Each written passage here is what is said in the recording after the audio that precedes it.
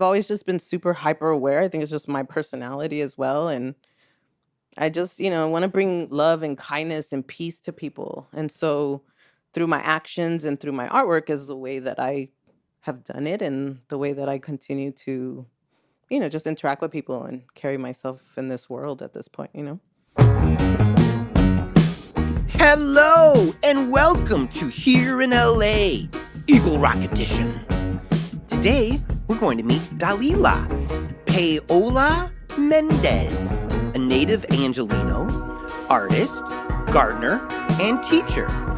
Boy, does she teach me some things today. We talk about how to keep bugs off your plants in your garden without pesticides, street art, growing up in Northeast LA, having an Armenian Arab dad, and how her grandmother reacted when she came out. Unlock the door, sit right down, and enjoy Dalila Mendez of Eagle Rock. Hello. I am with Dalila. Mm-hmm. Dalila Paola. That almost sounds Hawaiian.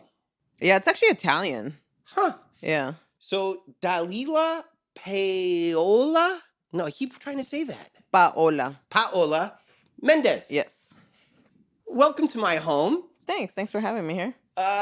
You are a resident of Eagle Rock. Yes, I am. And we're doing Eagle Rock right now.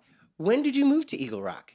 My family and we moved to Eagle Rock in 1989, my freshman year of high school. Was it hard to be a new kid in town? Oh, yeah. I did not like Eagle Rock when we moved there because I moved from Echo Park, Silver Lake, where it was like so much was happening. It was very bustling. My grandma lived by Temple and Rampart. So I was just used to a lot of people out. And Eagle Rock was such a sleepy, like a lot of older people lived in Eagle Rock at that time. Yeah, it was just very different. And then I went to school here in Los Feliz. So I wasn't really used to the neighborhood, so it took some adjustment. But I think now in my adult years, I love Eagle Rock. If you can hear the buzzing, there's construction being done in my building. Okay. Listeners, and we apologize, but it's LA. We're constantly growing, right? Yeah, there's always a lot of construction happening. We're trying to build housing for the people. Yeah. And okay, so is this the 90s that you were in high school? When did you graduate high school? Yeah, I graduated in 93. 93. Oh my God. So you were in high school like during grunge era. Mm-hmm. Were you into rock and roll and hip hop and all that kind of thing? I was into hip hop, R&B. My parents listened to like soul, classic, rock, Spanish music. So I grew up with those, but mostly hip hop at that time. Okay, are you an Eagle Rock Eagle? I am not. I went to private school. My sister's in Eagle Rock Eagle. My youngest sister. What private school did you go to? I went to Immaculate Heart High School. So right here in Los Feliz area. But when you went to Eagle Rock, you stayed at Immaculate. Oh. Yeah, so I commuted to school. Through the bus? Through the bus, or my parents would drop me off. Interesting. Yeah. I had to go to Cal school because I got in trouble in elementary school. I went to public school and I got into a fist fight with a boy. And my mom and my stepdad at that time was just like, that's it, you're going to Catholic school. So I went to St. Casimir here in Silver Lake, or Los Feliz, Silver Lake area, and then to Immaculate Heart. Did you beat the boy? Yeah, I did. I did win that one. What did he do to deserve He called my mom the B word, so I socked him. And your mom didn't love you for that? Yeah, I don't know. No, she wasn't. My stepdad was really, because he's like very conservative, traditional Armenian Arab man. So hold on. Your mom married a Armenian Arab. Mm-hmm. And they met in downtown. So that's the thing about LA, which I really love about LA. I've lived a lot of places, and LA is very diverse. It's not like any other city in the US. Yeah. So yeah, they were both in downtown. I was hungry. I wanted a hamburger. We stopped at like a falafel hut by the jewelry district. And my dad was there with like his shirt half open, his hair and like big old medallions. So it was like super 70s, 80s. He was kind of old school. He had like platform and like bell bottoms. Yeah, he was funny. But yeah, I remember that. So that's how they met. And your mom was just in love. Yeah, my mom really liked him. They started dating. He was a postal worker, and yeah, they just fell in love and married. What was your mom like back then? She was a lot of fun. My mom was really adventurous, and I think that's where I get it from. She played sports. She was really into like her health. Um, she used to work like as an aerobics instructor. She used to clean houses, and then she went into teaching after she graduated and got her teaching credential. High school, little kids? High school little kids, meaning. What did she teach? What grade? Oh, so she taught elementary school in Highland Park. Nice. Yeah. Nice. So you could see why they fell in love. Were they good together? They were good together. They were different. It's kind of interesting. Like, they're very different. But I guess love makes you forget those things, But yeah. But it was a cool. Did Dad experience. bring home Armenian food? Did he introduce you guys to Armenian food? He sure did. My mom had to learn how to cook. So his father's Armenian, but through the Armenian genocide, he was orphaned and went to Jerusalem. So there's like a quarter of Armenian Arab Christians that live in Jerusalem. And so his mom is Palestinian. And so he's just used to that kind of food. So my mom had to learn how to cook it. And then I think because of me, I'm the one that brought like the Central American food and then the Arab Armenian food that I liked, and I brought them together in ways that he was like, that doesn't go together. And I'm like, but actually it's really good. So it was cool to do Where that. in Central America is your mom's family from? So my mom's family is from El Salvador. My grandma moved from El Salvador to Guatemala, but my mom was born in Guatemala.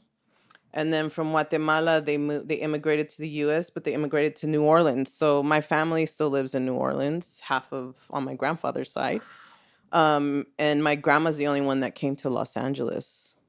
So we have like some family members in LA now, but yeah, it was pretty much that was their immigration story. And talk about great food, New Orleans. Yeah, great food. I mean, let's integrate some of that. Yeah, my grandma did. She would make like Latino stylish gumbo or jambalaya and all these other dishes she loved. I need from to over taste there. this. I mean, first of all, who doesn't love gumbo? Yeah. But I'm curious what Central America style flavor. Yeah, she adds to had her this. own little sazon, as we say. Yeah, she's not alive, or else I totally would bring you a dish because she would be like, "Sure, bring them some food." Because So she maybe liked it's a doing little that. spicier than the Creole. Yeah, and I think it's more the spices that she like introduced into the Creole food to make it I guess better, or not better, but like just more to her palate and to her liking. Right. She would bring it into the food. So Okay, so you had to go to Catholic school. yeah, Uniform and all that. yes, Nuns. yes. But it seems like through your Instagram, which I love, by the way. Oh, thank you. It seems like you're Buddhist now. Yeah. How did you discover and embrace Buddhism?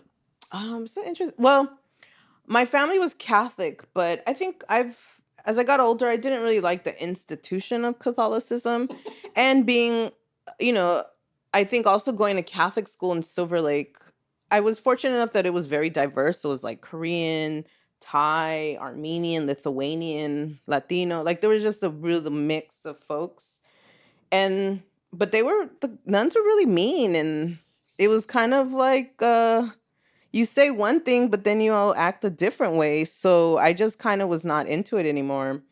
And I guess I'm just reading. And then it wasn't until later on a friend invited me to actually Thich Nhat Hanh's Deer Park Monastery in Escondido to go to like a POC meditation mindfulness retreat. And that just like sealed the deal as I had been reading and like looking into, different aspects of more of like a spiritual practice. And so also with that, I have like the spiritual practices of my grandmother who are more like indigenous, connected to nature, plants, your relationship with people, as being reflections of each other. And so Buddhism for me was just like a nice kind of way for me to be more active in my practice and do mindfulness and meditation and go to sanghas and things like that. So that was really, and it really helped me because I went through, I think we go through things with families, there's traumas, there's things that we go through. And for me, it was the best way to bring happiness and peace to myself and my inner world, and kind of deal with the traumas, and as a way of really healing myself. So, yeah. Which I hate to say it because I was raised Catholic. None Mm. of that is in the church. Yeah. No, it is not. Not at all. I mean, only if like it like the Jesuits, right? So in El Salvador, like with Monsignor Oscar Romero was a Jesuit, and he was fighting for peace and liberation of the Salvadorian people during the Civil War. So on that sect, I'm like, oh yeah, they're much better, but it's still the institution, you know. How are you so in tune with all these things? The politics, religion, spirituality, nature. Were you always like that? Like in high school, were you at least open to these kind of things? Yeah, so I think so I was also raised, my mom was a single mom for a bit, and so I was raised by my grandmother, my aunt, and my mother. And I grew up in Echo Park, and we're like 80s kids, we're latchkey kids. So I grew up a lot just like exploring Echo Park Hills and the Silver Lake Hills. And I've always really been into nature. My grandma has taught me a lot of those traditions. So I really feel like it's those like older traditions that have really resonated with me. And I think because we were going back to El Salvador and Guatemala, you just see the poverty that people had to go through. And so it became clear to me that here in the US at a very young age, I was aware that like how fortunate we are and how much we take for granted. And I think because I had these women who like were independent, were very like warrior women to survive and like be able to do these things, it really was, made an impression on me. And so I think also growing up here in LA, I've had a lot of experiences. I think going from becoming like going to Catholic school, seeing poverty like in the communities at Echo Park, then going to private school and seeing people with a lot of like affluence. My grandma used to work cleaning houses in Hancock Park. So all these ways that you move through time and space with people. And I've always just been super hyper aware. I think it's just my personality as well. And I just, want to bring love and kindness and peace to people. And so through my actions and through my artwork is the way that I have done it, and the way that I continue to, just interact with people and carry myself in this world at this point.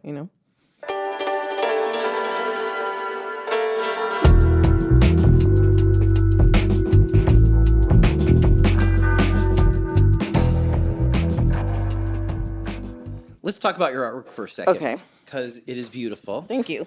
And your Instagram, which we will link on the webpage, but is that the best place for people to see your artwork? Is through Yeah, Instagram? or have a website. It's my name, dalilamendez.com. Okay. And so that's where I have other work as well. And so I tweeted two pieces nice. that you did on my Twitter account just now, saying, first of all, just how lucky I am to have this opportunity to talk to people like you. Thank you. I love creative people, and I love people who are outside of the mainstream. Would you agree that your art is outside of the mainstream? Yeah. So one of the things is this Queerios. Queerios. Yeah. Which is like, okay, for if you're not seeing this in front of you, it's kind of a parody of Cheerios. Yeah. But instead of a round shaped bowl, it's a heart shaped bowl of Cheerios with strawberries. Mm-hmm. And the text says, "Love your heart so you can be who you are." Mm-hmm. What inspired you to do this? Were you commissioned to do this? No. So it's a silkscreen print I did actually with Self Help Graphics, and they're actually the first place I did a print with them in their atelier. So that one was 2015. So for me, I didn't come out, and I wasn't really aware of me being queer for a while, not probably till I was my 20s. So yeah, I didn't. Did you kiss boys in high school? Oh yeah, I had boyfriends. Did you enjoy kissing boys? Oh, I love boys. I mean, I like guys. It was just a different experience of being open to being with a female, with a woman, that really changed. But then I guess But then when you that happens, you kind of go back in your memories of childhood and you're like, "Oh, that's probably like a crush I had on a girl." Then it was just like, I just want to be their friend. So it was kind of that thing where I was like, "Oh, that's what it was." But again, like Catholicism, Yeah. I come from a very like traditional immigrant family. My grandma was super could be conservative at times, my mother too, and I was just like deathly afraid. Like literally was like the time I came out was when I was like, okay, if they like throw me out of the house or I'm disowned by my family, in myself, I think I'll be okay to like deal with this. So that's what made me come out. So then that piece was just like we're just fabulous. Like I think it's hard to like because for me I've never been the person to you can't box me into anything. And I've never wanted to be a person like that. So for me, it was like, look, just like be true to who you are. I think a lot of us are queer in ways that we don't define it, but society is so intent on labeling everything. And it's like, I think language can be very liberating, but language can also be very limiting at the same time. So I've always had this play where it's like, okay, but just be happy. And think it was more of like, playfulness, being fabulous, like fabulousness guaranteed if you're queer. And then and also for the youth, because I used to be a teacher as well. So I feel like it's okay to be you, just love yourself. Because a lot of us, like for myself too, I had a lot of insecurities and it was hard to just be comfortable with myself because I was very different. It wasn't like I could just pinpoint or just be a certain way. It was like, no, I could be that way and then I could be another way. And I like fluidity and I think we're all fluid in that way. So How did your mom react when you came out to her? she cried actually. Yeah. It was hard and I wasn't trying to tell my grandmother either, but my mom was so distraught. My grandma saw my mom and was like, "What's wrong with you?" And then my mom told her, and then my grandma was like, and I mean, my grandma and I were super super close. She came to the door and she's like, "I can't open this door because I might hurt you." And I was just like, "Oh my god!" Like I was crying. I was so distraught. I was like, but Because I've heard other coming out stories mhm. where the family's like, we always knew. They never knew? They did. My stepdad knew. My mom was like, I think oblivious. She didn't want to believe it. Right. But she probably did. I've always been like, I've played sports. I'm kind of not the artist where I play sports. I was such a jock in like school. And You still look very athletic. oh, thanks. Looks Yeah. like you could play some softball right now. Right on. I totally be down. So what, was it just time that got your grandma and your mom? Oh, yeah. And just talking to them, because we have ways that we think what love is. And so I decided that I would walk with my mother instead of being in the house because we probably would get in an argument. So let's walk. We'll go outside public. We can just talk and talk about your assumptions. And then with that, and I think also shock value, because my friends were like, when I'm in my 20s, I used to shock my mom. I used to be in like a film, I'm kissing a woman. I took my mom to the opening and she's looking at me on screen. Like, that was kind of funny. My friends are just like, oh my God, I can't believe you brought your mom to this to see. But that was before you came out? No, this was after I came out. Yeah, she became a super big ally. She supported my friends. Yeah. How long did that take? I would say it probably took like a year. That's it? Yeah, I mean, the year for her to finally let guard and be like, okay, let me, I feel a little more comfortable with this. And then just slowly, she just became more and more open to it, where she was like my biggest ally. My grandma would even be like, stop telling people your daughter's queer. Like, why are you doing all that? Yeah, it was funny. And then my grandma would joke with me and make all these like really not very appropriate jokes, but to me, she would make them. And I was just like, wow, we've gotten really far for now. You can like have a joke, tell me jokes about this. This is so great to hear. So you would advise other young people or even older people in the closet, don't be afraid to come out to your parents. Don't get freaked out if their first reaction is anger. Your grandma not letting you in the house is awesome. Yeah. She was intense. Because over time they'll see that you're still their little baby. Yeah. And you're not going to go to hell. I mean, No, not at all. the Bible does not say anything like that. Yeah, no. You know, It's an especially interpretation. Jesus. The Jesus part is Yeah. love each other. Well, that's the funny part. Jesus loved everybody, but yet they, it's kind of crazy where Christians are like super like, yo, that's not what Christianity is about. It's about loving your neighbor, loving anybody. But we're so judgmental. We have all these things like we'll like you only if you do X, Y, and Z. Yeah. But yeah, you have to because, unfortunately, a lot of queer folks, LGBTQIA community, really go through a lot of depression and mental health issues. And so that was happening to me. I was just like, I feel like I'm like just drowning in this silence, and I just have to be my butterfly. Like I'm a butterfly. I'm gonna like come out of my cocoon and show whatever it is I need to show to the world and do that. How different was your life the year after you came out to your mom? It was very different. And I think what also gave me the courage was I was a teacher, and at the school I was working at was a social justice school. And so we would talk to well, I was second grade teacher. So I would talk to my students about it. We had like a human rights assembly. We would look at LGBTQ like literature to talk to, with our students. And so I'm like, I'm over here talking to kids that aren't even my sisters, because my sisters were much younger than me, or my family. Like I have to do this, and so that's what really helped to push me to do it. People in Florida and Texas, their minds are blowing right now that second graders are being talked about sexuality. Yeah. Some of them, especially the governors, Yeah. would say that's way too young, and you're indoctrinating them, you're turning them queer. I know, right? So ridiculous. As if, right? Yeah. Because if that were true, these nuns would have made us all like incredible Christians, right? Yeah. Whereas the opposite seems to be true to me, that young people who go to Catholic schools often turn their backs on religion in general. Yeah. Because it's just, like you said, they're mean. It doesn't relate. So anyways, it's, even though I try to consider myself quasi woke, I kind of think second grade might be too young too. So talk me out of that.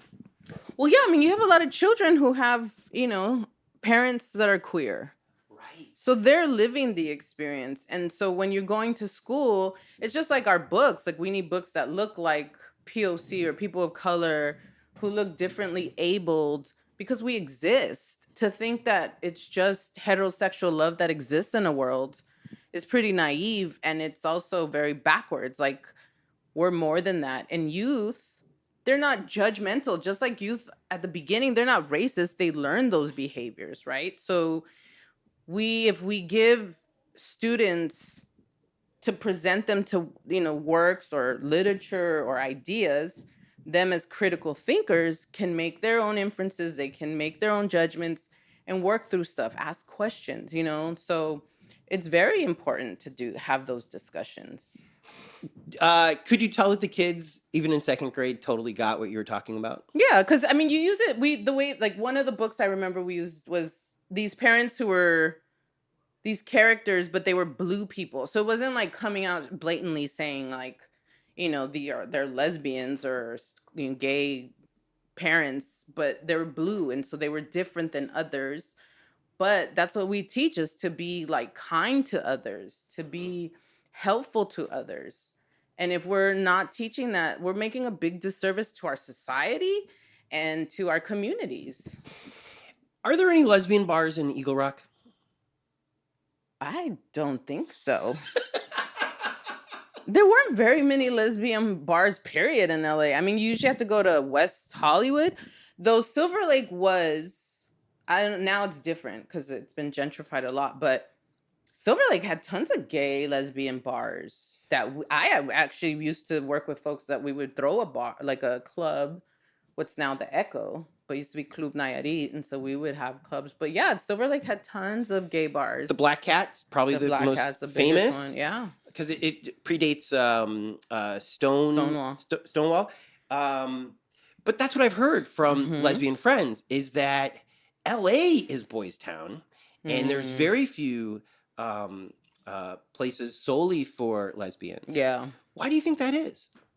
Well, that's funny because we always have this, because I think guys like to they party a lot, they drink a lot, they can go out, but a lot of times, women have they're like parents.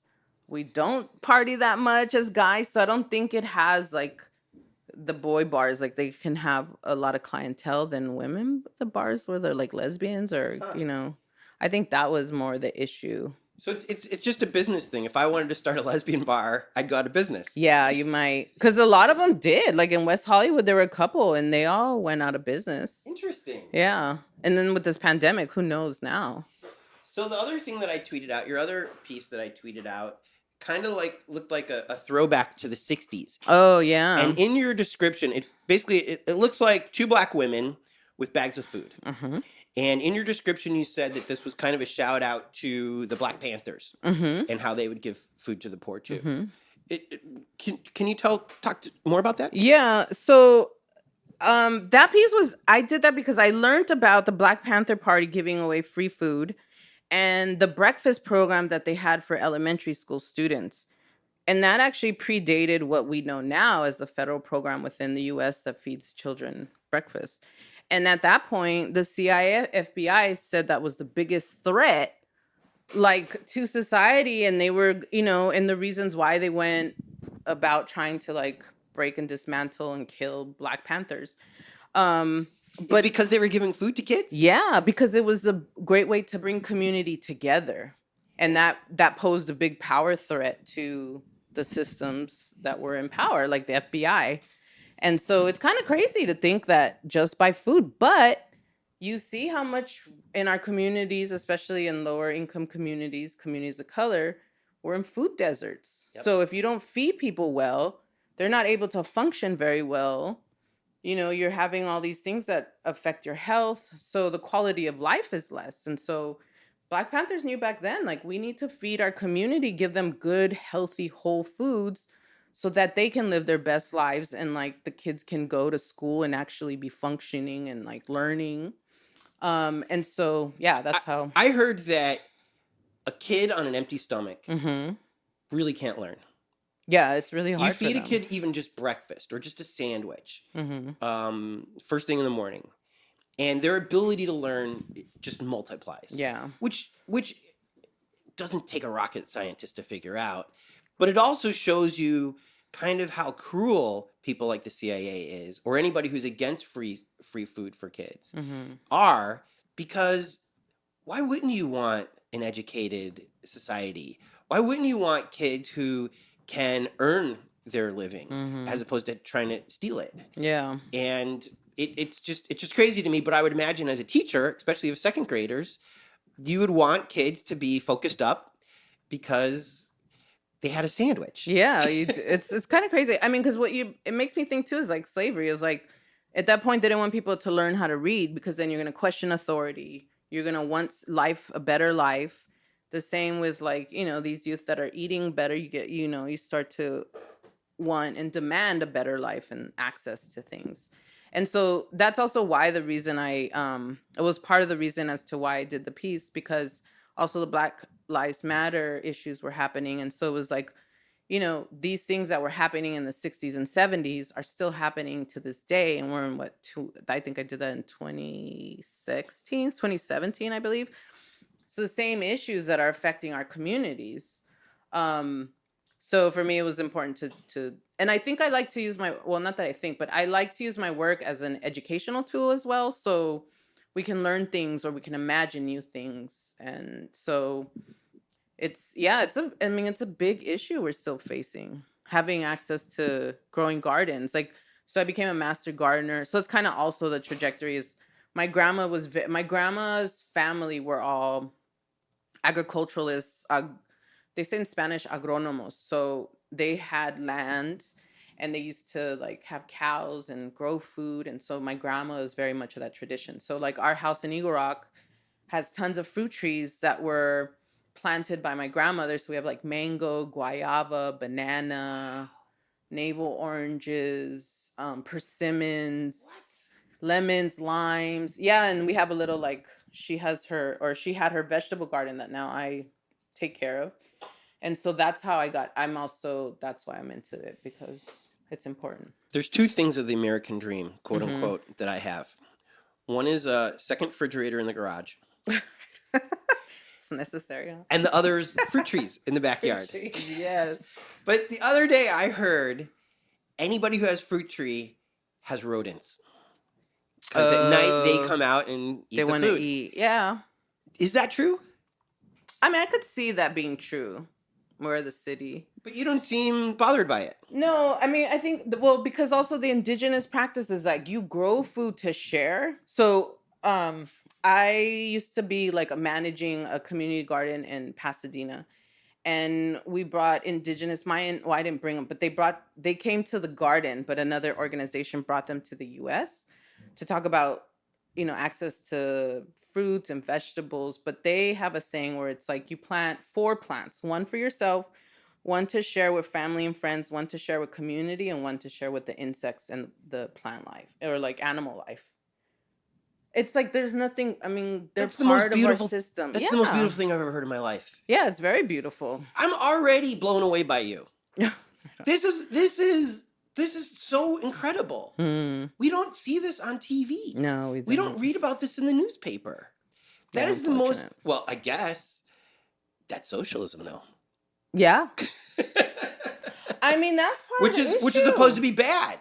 Yeah, they play it that way. It's like socialism, communism, but that's the thing. You give people access to land, they're able to like be more self-sustainable.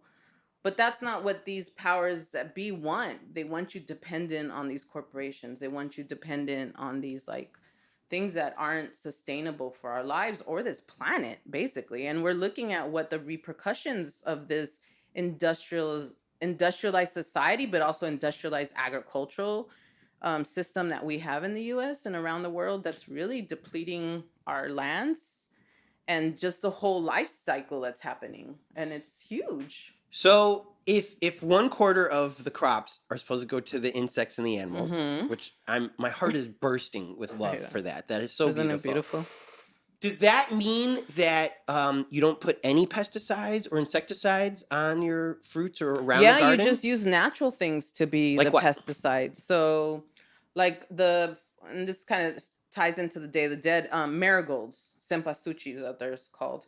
Marigolds are a natural pest control. So they're plants that are like us as humans like to be around, and there's certain plants that don't want to be around certain plants because they mess up their game to grow well, So really? Yeah, and so that by having a more biodiverse area of planting and like harvesting, it helps and brings beneficial pests that kill the invasive, species of insects that come. So there is a system that's already naturally there. Right. But because again, they want to sell, a business wants to sell the pesticides. So then GMOs come in and that messes up the food system and all these different pesticides that have actually caused a lot of harm to people and the water systems. Now, I am a Christian. Okay. So when you tell me marigolds are the natural pesticides for your garden, okay, I think, God, there you go showing off again. Mm-hmm. Bless you, bless you, bless you. Well, how does a Buddhist look at that? The same way. I mean, the Buddhist, which is interesting, like Thich Nhat Hanh, who recently passed, he talks a lot about our life is like a compost pile. So what we think is dead matter, and it's like, but underground, there's so much life happening to decompose something. But then within that decomposition, new life is born. And so God is great that it makes so many wonderful things that we can be provided for if we lived in a more like, co and peaceful relationship with our environments and people. So but so Buddhism is very much, and that's why Buddhists are vegetarian, because they don't want to hurt animals. And so you have a vegetarian diet, and you're really looking at like what you do to the world and how you are participating in the world. Are you making it better? Are you making it worse? Are you helping others? So I think, that's why I was really called to Buddhism as a spiritual practice. And it's been very helpful with like just mindfulness and meditation.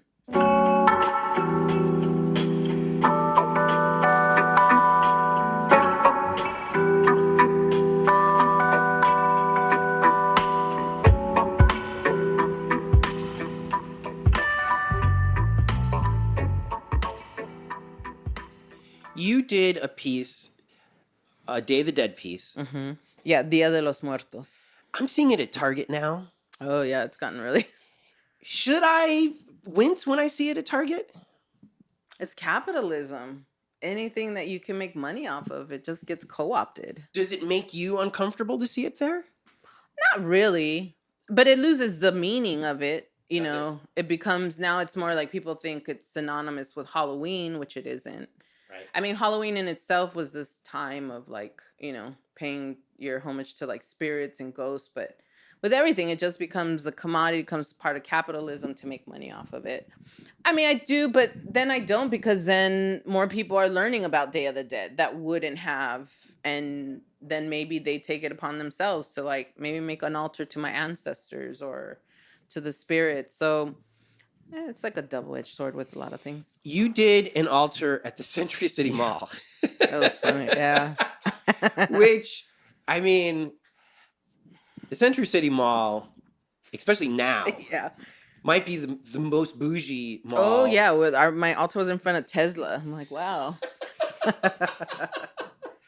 How did this come about? So I work with an organization based out of Boyle Heights called Self Help Graphics. They're actually an organization that actually gave me my first showing. So they're a community arts organization, mainly focused on printmaking. And it was actually started by a nun as well, Sister Karen Bocalero, Nice. who was taught by Carita Scott Kent, who's like a well-known also nun who did printmaking, who was part of Immaculate College and that whole area, which is now AFI. But Wow. yeah, so Self Help Graphics has been doing basically they start like a lot of Chicano artists starting to do Day of the Dead and bring it from Mexico, but it's actually a practice that's carried on through Latin America. It just looks differently in some places, but there's a lot of very common threads between it. But so I was invited to do an altar installation. They do them pretty much every year, like at different malls to get community involvement. Before COVID, we would do sometimes where like people could write and put their ancestor on the altar. But with COVID, we kind of stopped that. But I would put pictures of like people. So Kobe Bryant, like not last year, but the year before that, it was when Kobe passed and Gigi. No, I want to say Gigi. Gianna. Is it Gigi? No, it's Gianna. Gianna, right? Right. Yeah. So his daughter, and then John Lewis, like a bunch of people passed. So I always put like community folks or like people we know within our pop culture or within the greater culture of US. And then also friends and family that I know who have passed. So it gets incorporated into the altars. And so they're basically like three elements where you're like paying homage to the land, to the air, and then to the spirits. And then you put food out and then water and then other things like the papel picado, which is the tissue paper that's cut. That's for the wind element for the air so that the spirits know to come. Yeah, so they're and then chocolate or food that they like to eat. So it's just a really way of like celebrating those who have passed, calling them in during this time because it said that like the kind of this curtain between the spirit world and the human world is very thin, so you have more contact with your spirits. So it's actually something my grandma didn't really practice it, but she would go, and that's an interesting thing because as we travel from our homelands, our motherlands, when we immigrate, sometimes we lose these traditions. And the way that it was really done in El Salvador and Guatemala itself is like you go to where your family's buried and you put flowers and all these things. But because we moved to the US, that's no longer possible.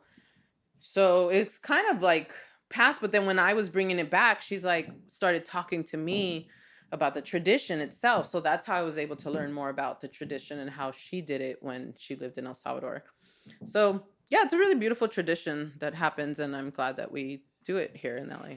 Because of where I live, relatively close to the Hollywood Forever Cemetery, Oh yeah. they have Day of the Dead over there. Oh, that's a big one. And you see lots of young people, and the cynics will say hipsters, Mm-hmm. dressed up in a lot of traffic. I mean, it's super popular now. Yeah. When you were younger, was it also popular? Yeah, so that tradition probably started when I was in my 20s. Self-help graphic had been doing it since 1970. They're like the original folks of artists who brought that tradition, and then Hollywood Forever did it when I was in my 20s, but it's changed a lot. But yeah, they were known very much for their altars and the concerts and all these ways that, and it used to be free. Now I think they charge a bunch. Well, they should. Yeah, so It's too many people. May as well charge. And yeah, it's a lot. It's probably too much for me. I think that's why like self-help graphics is a little more low key. Yeah. And it's not as like crazy trafficy as Hollywood Forever. Let's get back to the Century City element. Yeah. Part of me is like, good. Teach these super wealthy lawyers and entertainment people who don't care about culture and only care about Teslas. Yeah. A little bit of what's really going on in LA. Mm-hmm. The other half of me is like, forget those people. They're never going to learn. They're probably not even going to see it because their heads are in the phone. Yeah. This should be somewhere else. This should be at the Eagle Rock Plaza. Mm. What's your take about that installation, which, by the way, was beautiful? I saw the John Lewis. Very cool. Your mom recently passed. Yes.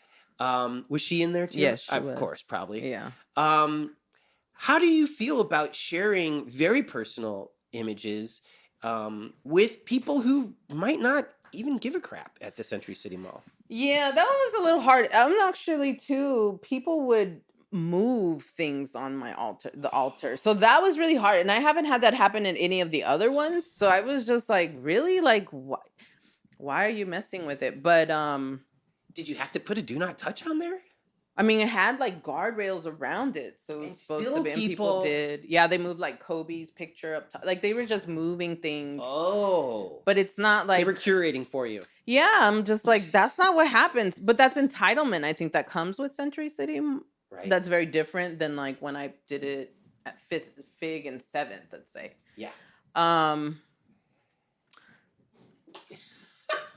I don't know. I mean, because I'm working with self-help, they do it as a way of like, I guess it's like my way of thinking of an intervention in a way for people to pay attention. It may be more covertly that their message is getting there. I don't know how overtly it is, but.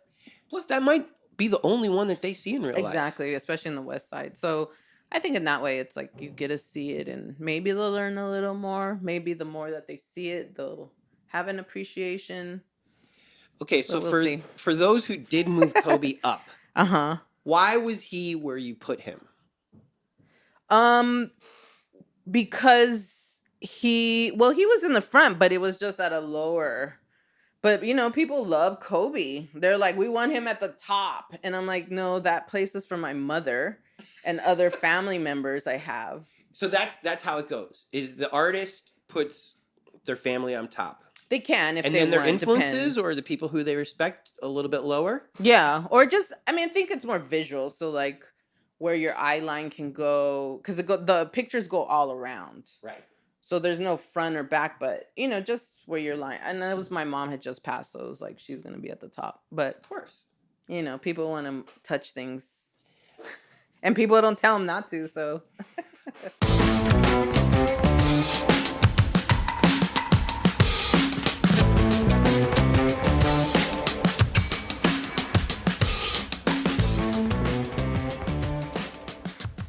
Okay, so I would think Eagle Rock for a person of color, especially when you were in high school there, is a great place because you are close to Highland Park. Yeah. You are close to Boyle Heights. I would consider that the east side. I would say northeast. Northeast, right. Okay, there you go. Thank you. Yeah. So you're not the only person that looks like you in school walking down the streets, things like that. You can get legitimate food walking down. Uh-oh. She's like, not really. I mean, now you can. Eagle Rock's always been a sleepy kind of town. Like, it's not a town, but it feels kind of like a town. It does. It's it's the most northern part of Los Angeles. Yep. And it was very, like, Filipino, Latino. Even back then? Yeah, it's always been. Because a lot of Filipinos who, like, moved up in middle class, they moved to Eagle Rock. So they're Right. like a huge Filipino community in Eagle Rock. Mhm. But it was diverse. It's just like kind of like the city sometimes, like north of Colorado, Mhm. it was probably a little more white. South of Colorado, it was probably more people of color. Like train tracks. Like it's Mhm. always like where people live. But um Eagle Rock, yeah, it's an interesting spot. You had the Eagle Rock Plaza back in the day when it was like really the main. They used to have a theater. Please tell me more about that. Because Yeah. they're converting it into condos now. Oh, really? Yes. Oh, I didn't even know The that. last guy the first person of this episode told Ah. me that, and then I looked it up and it broke my heart because I love that mall because of the Filipino food, Yeah, it's because where of you the can get it. diversity. Unlike many, many malls, that one's still popping. Mm-hmm. I mean, the Chuck E. Cheese is full. Yeah, it is. It is, but you have parts that are very like it's just empty. The you know? Macy's. Yeah, the Macy's. It's crazy. Is like The white parts are not happening. no. The Target is not my favorite Target, Yeah, I could see that. but the ethnic parts are booming. Yeah, they the are. food parts. The food parts, Seafood City's there. Yeah, there's like Right. everything in there. Right. That grocery store is a unique grocery store. I love you talk about you don't want to be in a box. I love when grocery stores are in malls that they probably shouldn't be in. Was that grocery store always there? No, that probably came like about 10 years ago, I want to say. Probably like a Marshall's or something, right? Yeah, I forgot what that was before. And so to see this like very unique grocery store, Mhm. very ethnic grocery store in the middle of a mall. Yeah. I love. It's because really random. You cannot. What was the movie where it says you can't stop the signal? Mm. Black and brown people are gonna find their spot. Yeah, they and when other people see it, it's gonna be great. Mm-hmm. And so it kind of hurts me that mall is not gonna be there anymore. Do you feel the same way? Yeah, I'm kind of like, wow, I didn't know that. Yeah, that makes me sad. Because it is a place where elders go. It's like it's very intergenerational. And it's a very big, huge part, I think, to the Filipino community. Because they have like Jollibees in there. Yeah. And they have, a bunch of other stores and restaurants. And then the market, Seafood City. And I hate to say it, but LA is still about parking. Yeah, it is. And so to have a place with free parking. Oh my God, there's so much parking there. Yeah. Which may lead to the success of the mall. Yeah. So did you see movies there as a kid? I did. Do you remember what movies you saw? Oh, I saw a lot of them. One I remember is we went to go see Rambo, and my stepdad didn't want us to see it, so we walked out. But in the middle of the movie? In the middle of the movie. Because it was too violent? No, not even the middle. I think it was like only 5 minutes in. But the poster is shirtless. I know. I was like, what'd you all think in the first place? But my mom was probably like, whatever, no big deal. And my dad's like, no. So we walked out. Because of the violence. Because of the violence. Yeah, I saw like E.T. there, Gorillas in the Mist, Goonies, like all the classics of the 80s. That's the movie theater we went to. So was Eagle Rock a great place to grow up? It was. I really enjoyed it. You have the mountains there. You're by Pasadena. There's the big Eagle Rock, which actually makes the impression of the eagle. Have you climbed that rock? I have. Look at that. Back before it had the fence around it. There's a fence there now? Yeah, you can't walk over there, like around the rock anymore. Because people would fall off when they would go to the top. So they had to block it off. Did you ever smoke pot on that rock? No, I didn't smoke pot on that rock. My sister tried it, but not me. Were you not a marijuana person? I was in college, but I didn't. I probably didn't do it much in public. I didn't want to get caught. What college did you go to? Well, my freshman year, I went to Boston University. Oh, wow. Yeah. And then I came back and I graduated from USC. How about that? Yeah. For art? No, I studied international relations. Huh. My art was my hobby. It wasn't supposed to be my career. That's a real degree. Yeah, that's a real degree. I probably should be right now at some institution talking about the current situation that's happening. There's plenty of time. No, but I think my artwork deals with it. Right. It's the way that I bring the international into my conversations in art. There, on your Instagram, Mm-hmm. I think there's only 2 white men on the first 50 pictures. Who are those people? One of them is Jim Carrey impersonating Joe Biden. Joe Biden, uh-huh. which is That's very hilarious. funny. Uh-huh.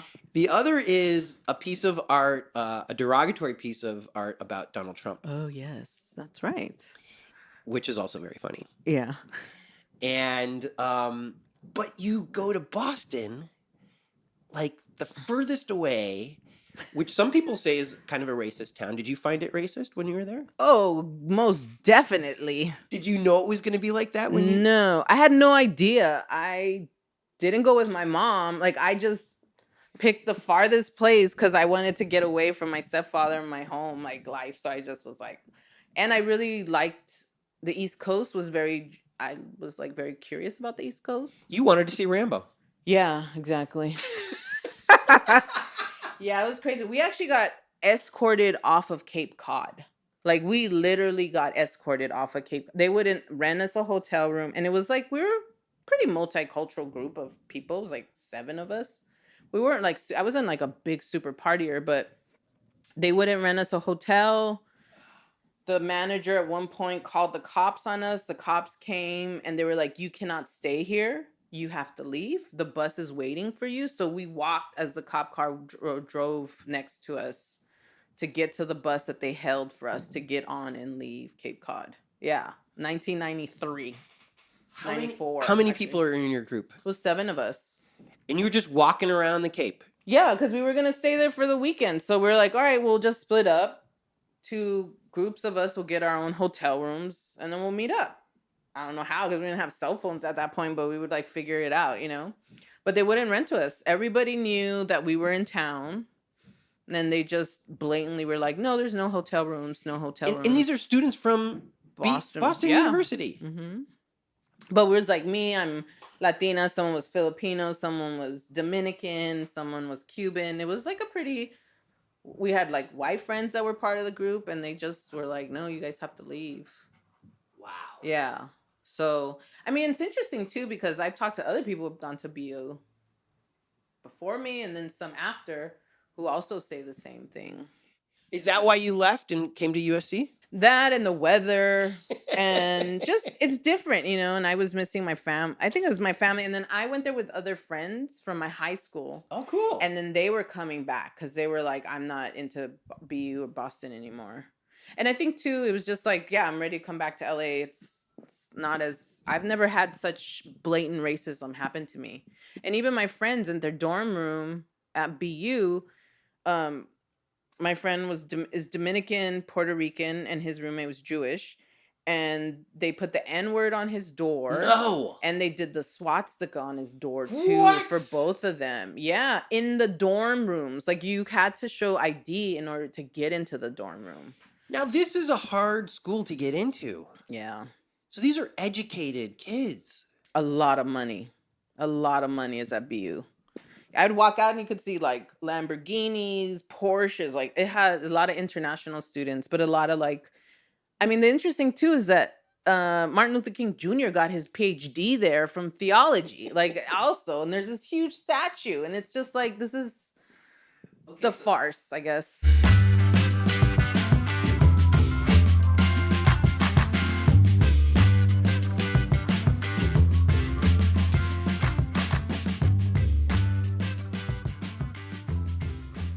So you left Eagle Rock and then you came back. Mm-hmm. You came back in part because of this garden, I imagine.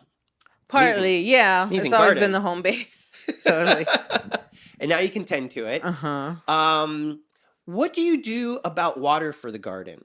Do you do anything different than just a garden hose? Do you try to have irrigation in any sort?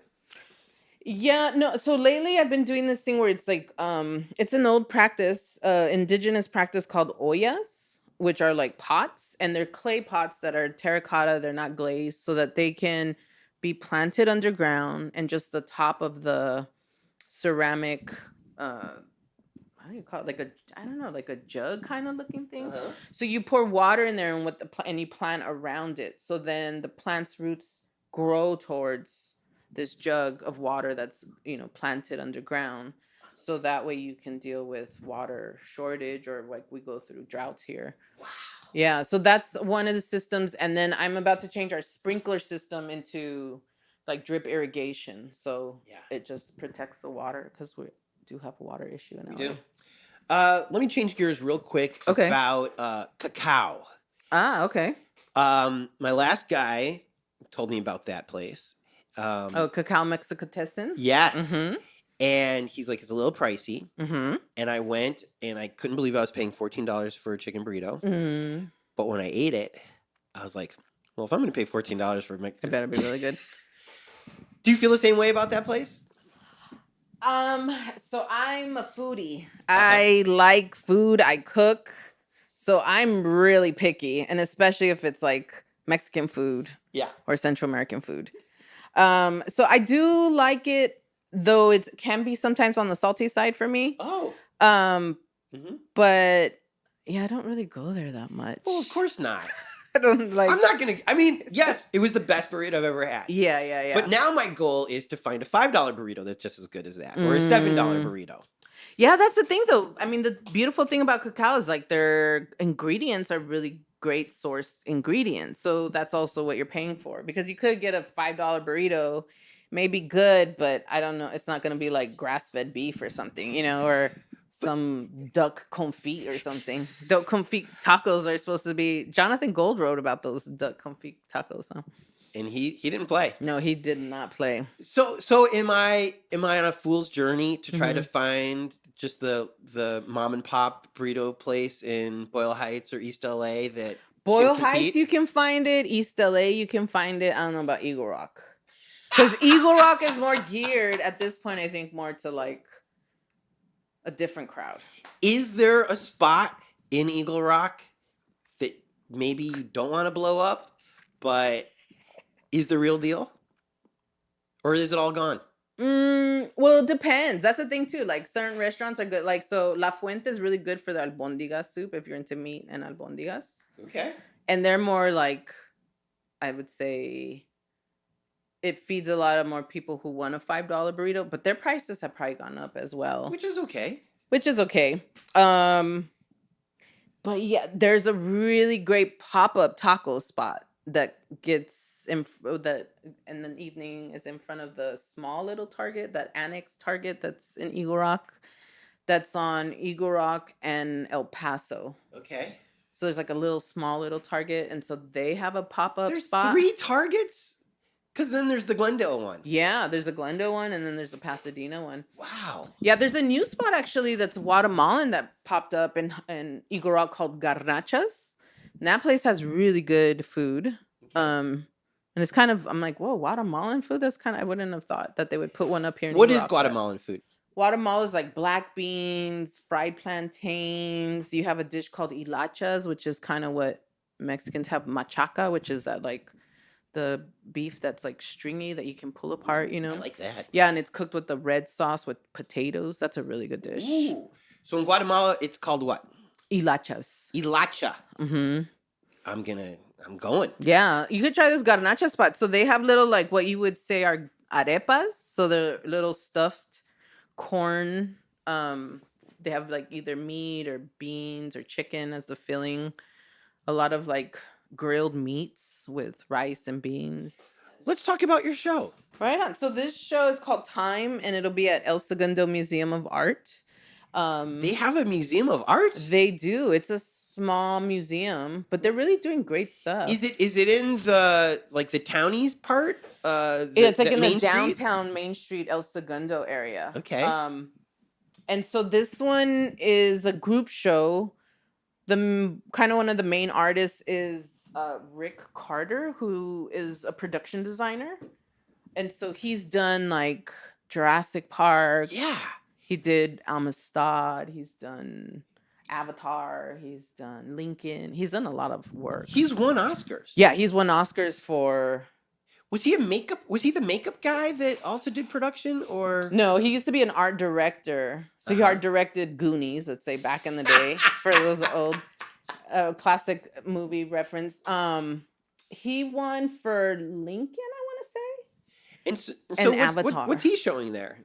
So he does portraits. So he's doing portraits, and he's showing different kind of little memorabilias from the different movies. And then as artists, other artists, we're doing kind of different wall space. It's gonna be something I've never seen before, so I would definitely suggest coming out because I'm like, I don't know what this is gonna look like, but you are in for an experience, most definitely. April, you say? Yeah, it's opening April 30th is the opening. So, baseball probably isn't going to be happening in April. Oh no, I So heard you about can this. go out to El Segundo. Is there anything on your Instagram that you're going to be showing at this show? There's some clouds that I've been working on. So I'm just doing more of my iconographic work, Mm-hmm. Bringing it into the show, and then they'll probably be posting more because we've just recently started working on the pieces for the show. But a lot of the guys are graph artists, so they do some really amazing work with their spray cans. But we're here for you. So this is all brand new art that you're Yeah, gonna it's have all there? brand new art being made at the moment to show. Is that pressure? Do you like that kind of pressure?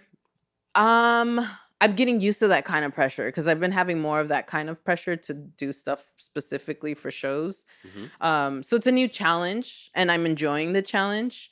It's very different when I'm just making work for not for myself, but like I'm just in my space to make a piece then to share. Yeah. So it's different when you're like being commissioned or you have to work something. I recently spoke with a rock band who said a deadline is so important Yeah, to finishing the thing. for sure, because it could go Otherwise, forever. you'll tinker. Same for you? Yeah, most definitely. So I see your murals, which, by the way, beautiful. Thank you. You had one that was kind of like two levels. Like there was waves, and then there was flowers above. Did you do both of those? I did the bottom part. So that one's on fabric. So that'll be showing at the show. Oh, good. Yeah. Can we talk about murals real quick? Yeah, let's do it. Because I'm a huge fan of Shepard Fairey. Okay. And I was at a talk that he did once where he was being questioned by his dad about why, Shepard, why don't you just put this in the gallery? Why do you put it out on the streets? Yeah. And he said it was kind of for two reasons. One was for marketing, because a lot of people don't go into art galleries, or feel unwelcomed in an art gallery. Yeah. Or they're just, maybe they've never been before to an art gallery. Mm-hmm. We've been to museums, but art galleries is kind of a different thing. And I just don't like being talked to. Right on. There's one right over here, and you go in, I just want to look, you know?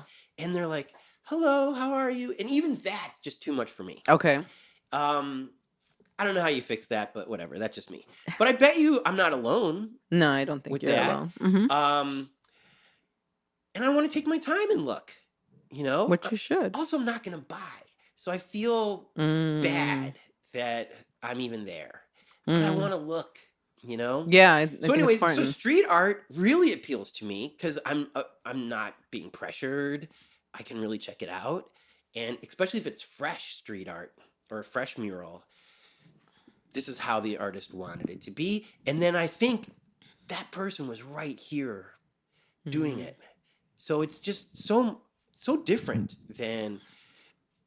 Is that how you feel about murals and street art too? Yeah, I think it's to the community, people who don't go into art galleries, like that can participate and see and interact with a piece of art. I think it's really important. So I think murals and street art really give you access, and I think it makes our city prettier. Like being in Barcelona or like other areas of Europe, but there's so much artwork on the walls. And it's so beautiful. It really like adds to a community. And I think it does give people access because museums and galleries aren't very inviting. Maybe there's language barriers that are also another thing. And like you said, like I'm not trying to buy art. So in that regard, people may find it not very inviting for them to enter because they, like feel awkward or whatever. So I think it's a good way to do that. And I think that's what we did in the 60s and 70s. We did it and used it as an art form to raise awareness about issues that are happening in our world or against wars or whatever it may be. And I think that really gets the message out there. And it's fun. It's interactive. Like Shepard Fairey, maybe Robbie Canal, who was like he was actually my paint teacher at USC. Yeah. So he would like invite you to go help him wheat paste all his posters. And I was like, well, illegally wheat paste? Yeah, I mean, because you're not supposed to wheat paste, right? Yeah. So you get this where you come out, and Shepherd Ferry too, the same, right? Yeah. We go out, but it got the message out. You know, Robbie Pryor is a little more political than Shepherd Ferry is more a different type of artwork. But, you know, it's the way that you interact with people. People get to walk and they're waiting for the bus. They get to see art, you know, and it's like art should be available to the masses. And I think those ways make it available. So I would imagine, though, that your murals are legal, that you have an Yeah, arrangement. my murals are legal. But I have wheat pasted in my life too. So, Huh. yeah. Was that really fun? Yeah, it is fun. I used to get on my bike and put my posters in my backpack and then go wheat paste them and then ride off with my bike. And it's easier because it's only, I mean, I haven't gotten a ticket, thank God, but it's like a misdemeanor. So Right. if you're doing like tagging, then it's like it's different. Where was the wheat paste element, though, in your backpack? It was in a jar. Just a small jar. Yeah, so you just get away so you're mobile. So I went to another friend who's actually a librarian now, and she was just like, let's go do it. So we would make our artwork, and then actually in Hollywood by LACC, we just ride around and post our work. I asked because I want to promote this podcast. Right. And I see every other person. I mean, movie posters are out there. Uh-huh. You know, the Vista is closed, and there's this giant wall where Oh, they're yeah. advertising Ghostbusters. So, like, you know, major film studios are doing this, which I still think is probably illegal, right? I would think so, Right. unless they, yeah, I don't know how that works.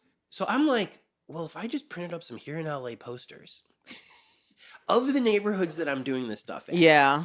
you know, like, that's kind of cool. But then I see how quickly they get pulled down, and I'm like, because it probably cost a lot to print out a poster.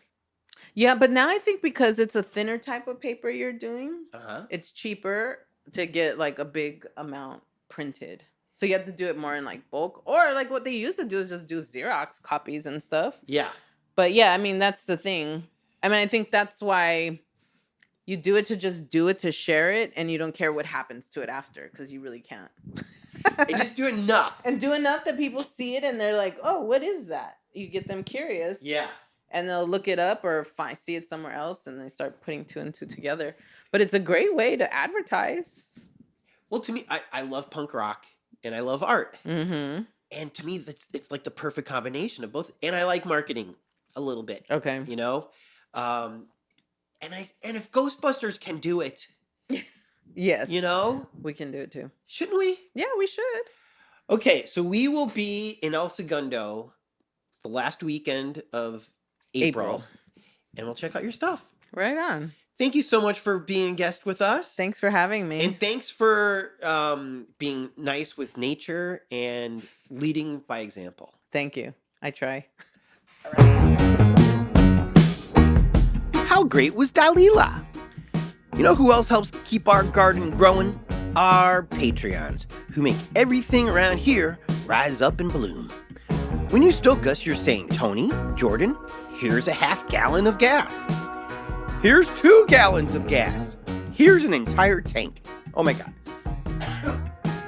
Every donation you hand over keeps this insane project rolling. So shout out to our Patreons, Nancy Rommelman, Sean Atlow, Matt Mills, Sean Wallace, Greg and Molly, Jamie Taylor, Mark Johnson, Kira Ann, Barney Grinke, Ben Welsh, Henry Furman, Jen Adams, The Lonely Chair, Trevor Wilson, and Bree Wild. Special mention, Nancy Rommelman, our very first Patreon, is a reporter covering the war right now in Ukraine. So shout out to her, and if you pray for Nancy. Want to hear your name at the end of next week's show? Go to patreon.com/hereinla and give till it hurts. Also, shout out to our Angelinos. Being an Angelino, all you have to do is PayPal us $25 or more, and we will list you on our Here in LA website forever. You'll be given a number to denote how early you got in, and making the dream come true. For example, Angelino number 1 is Allie Miller, 2, George Wright, 3, Rita Joanne, 4, Jason Sutter, 5, Grant Houghton, 6, Rob Baker, 7, Kev Cheng, and 8, Brenda Garcia. Just PayPal your hard-earned cash to BustBlog at gmail.com. That's busblog, as if you're riding a bus, at gmail.com. Want to support us, but that Scrooge McDuck still hasn't paid you for that thing you did in November and December? You can still help. Post your favorite episode on your Facebook. Oh my God, post 2. Tweet something nice about us. Tell your friends. It's not hard to be nice. Tell them how Here in LA is spelled, and then it's on Apple Podcasts and Google and Spotify. Here in LA is produced by myself, Tony Pierce, and a man who's been knocking out 2 of these bad boys a week, and we are so grateful, Jordan Katz. Editing, mixing, and music supervision by Jordan Katz. Songs by Orgone and Jordan Katz. Special thanks to Cindy for creating the logo, Jen for inspiring this, and Tran for telling us about Dalila. That's how it's done. Long live love of all flavors!